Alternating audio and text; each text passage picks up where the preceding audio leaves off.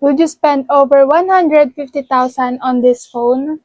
Hi guys, it's me, Sej. For today's video, mag-unbox naman tayo ngayon. Actually, may dumating na parcel kanina and tayo mag-unbox. Ito siya. Anyways, this is the Samsung Galaxy Z Fold 8 in 1TB and yung color niya is graphite. Almost 1 month din namin itong inantay ito kasi nga pre-order pa lang siya dito sa Philippines. So yeah, let's unbox it. And this Z Fold 8 is the Samsung latest foldable flagship. And we have the 1TB variant, which is yung pinaka-highest storage option na available sa kanila.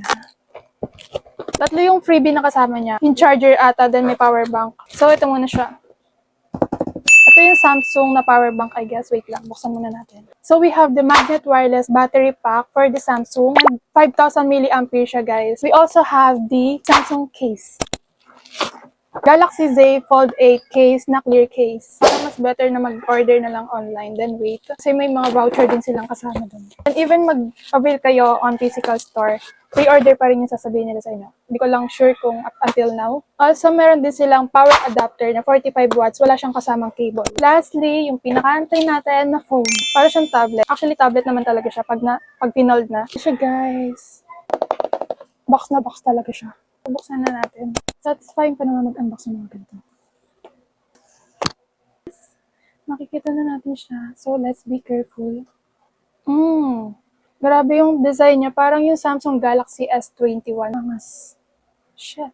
Para talaga siyang tablet. Actually, nagiging tablet talaga siya. Pero pwede rin naman siya maging normal phone kapag pinold nyo. Napakanipis lang din niya. Sobrang gaan. Parang nga siyang pamaypay. Chok na. Tanggalin muna natin to. Nasa screen niya. Hindi ko alam kung kailangan pa ng tempered to. Then, let's try to unfold. So, yan. Kapag normal phone na siya, pag gusto mo lang ng normal phone, then you can unfold it kapag gusto mo ng tablet size and pwede ka mag-multitask, mag-editing, and such. May ano pa pala siya? May screen pa pala siya. Yes.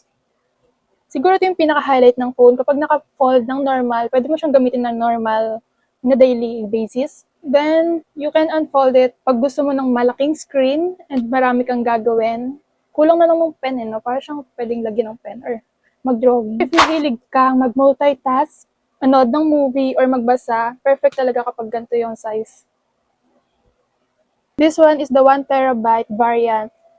Hindi ka na talaga problema sa storage kapag naubusan ka or hindi ka na pwedeng like delete dito para lang makagamit ng maayos. So, let's try to open it. Ayan. Look at the screen kapag naka-fold. Siyempre, naka-fold din yung itsura niya. So, ito yung clear case niya. Ito yung case. Grabe, sobrang nipis din ng case. Hindi ko pa mabasag na ito. Manipis lang din niya. Acrylic din siya, I guess.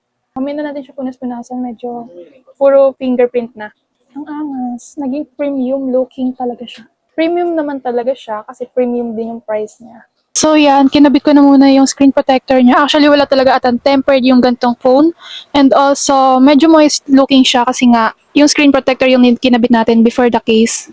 One of the biggest pros talaga nito is yung foldable display. Ang dali lang din mag-multitask. Then premium yung build, flagship yung performance, and ang laki ng storage, which is 1TB variant. But syempre, may downsides din. Una, sobrang mahal niya. Secondly, mas mabigat siya compared sa mga regular smartphone.